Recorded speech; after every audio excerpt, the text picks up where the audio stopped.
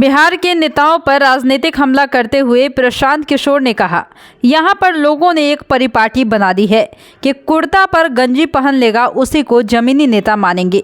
अगर बिहार का नेता है तो उसको बोलने, बैठने, कपड़ा पहनने का ढंग नहीं होना चाहिए क्या?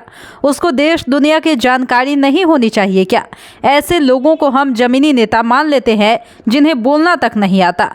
ऐसे लोगों को नेता बनाइएगा तो जिस हालत में रहते हैं उसी हालत में रहना पड़ेगा।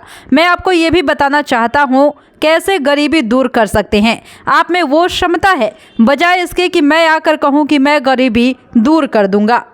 किसानों पर बोलते हुए उन्होंने कहा कि अगर बिहार का 1/3 किसान सब्जी उगाने लगे तो बिहार पूरे देश को सब्जी आपूर्ति कर सकता है।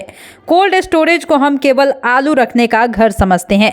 कोल्ड स्टोरेज में हम सब्जी, फल सब कुछ रख सकते हैं, क्योंकि हमने आलू से आगे कभी देखा ही नहीं, इसलिए हम ये सब जानते ही नहीं। आलू और बालू से आगे तो बिहार कभी निकला ही नहीं है। और रही बात तीसरे नाम का, तो वो मैं लेना नहीं चाहता हूँ। यहाँ पर हम लोगों ने परिपाटी बना ली है कि कुर्ता पर गंजी पहन लेगा तो उसी को आप जमीनी नेता मानते हैं। अगर बिहार का नेता है तो उसको बोलने नहीं आना चाहिए, उसको बैठने नहीं आना चाहिए, उसको कपड़ा पहनने का शऊर नहीं होना चाहिए, उसको देश दुनिया की जानकारी नहीं होनी चाहिए, उसी को हम लोग बिहार का नेता, जमीनी नेता मान लेते हैं। तो वैसे आदमी को नेता बनाइएगा तो जिस दशा में रह रहे हैं उसी दशा में रहना पड़ेगा जिंदगी में। मैं कोई वादे नहीं कर रहा हूँ, ना मैं कोई आगे वादा करूंगा। मैं ये कह रहा हूं कि आप जो हम लोग पुराने जमाने में घर द्वार में लोग कहानी सुना, या तो आप मछली किसी को दे दीजिए खाने के लिए, या फिर लोगों को सिखाइए कि मछली मारी कैसे जाती है। मैं प्रयास कर रहा हूं कि आपको समझाया जाए, समाज को बताया जाए कि कैसे गरीबी दूर कर सकते हो। आप में वो क्षमता है, बजाय इसके कि मैं आकर कहूं कि मैं तुम्हारी गरीबी दूर कर दूंगा। दोनों में फर्क है। वरना हम दल बनाकर हम भी कहते कि 4 स्कीम लाएंगे, ये फैक्ट्री लगवा देंगे, ये योजना लगा देंगे। किसी दूसरे से ज्यादा योजना हमको पता है। उससे नहीं सुधरेगा बिहार जब तक लोगों में ये चेतना नहीं आएगी, लोग नहीं समझेंगे, लोगों में ये ताकत है।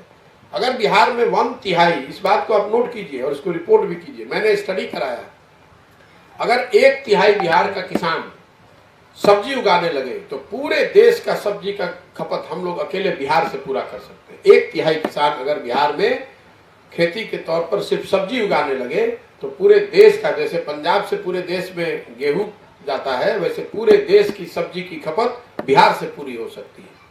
आप समझिए कि उससे कितना लोगों का फायदा होगा।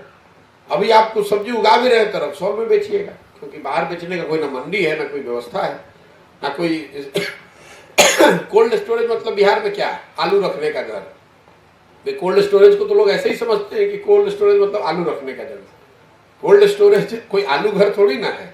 कोल्ड स्टोरेज तो हर वो चीज रखने की जगह है जिसको कि एक टेम्परेचर पर रखने की, एक कंट्रोल्ड एनवायरनमेंट में रखने की जरूरत है। उसमें आप फल भी रख सकते हैं, फूल भी रख सकते हैं, सब्जी भी रख सकते हैं, कुछ भी रख सकते हैं। लेकिन पूरे बिहार में आप जाकर कहिए तो कोल्ड स्टोरेज का नाम तो लोग यही जानते हैं कि भाई आलू रखने का घर है, क्योंकि आलू से आगे कभी हम लोगों ने देखा ही नहीं। आलू और बालू से बिहार निकलेगा ही नहीं। तीसरा नाम मैं लेना नहीं चाहता हूँ। जुड़ो दीक्षांत से, करो फ्री खुद को स्ट्रेस से। गूगल प्ले स्टोर से दीक्षांत ऐप डाउनलोड कर अपने स्टडी को बनाओ आसान और मजेदार। दीक्षांत देता है topic wise video with animated visuals and concept by the study materials. हमारे YouTube चैनल को सब्सक्राइब और Facebook पेज को लाइक करना ना भूले। धन्यवाद।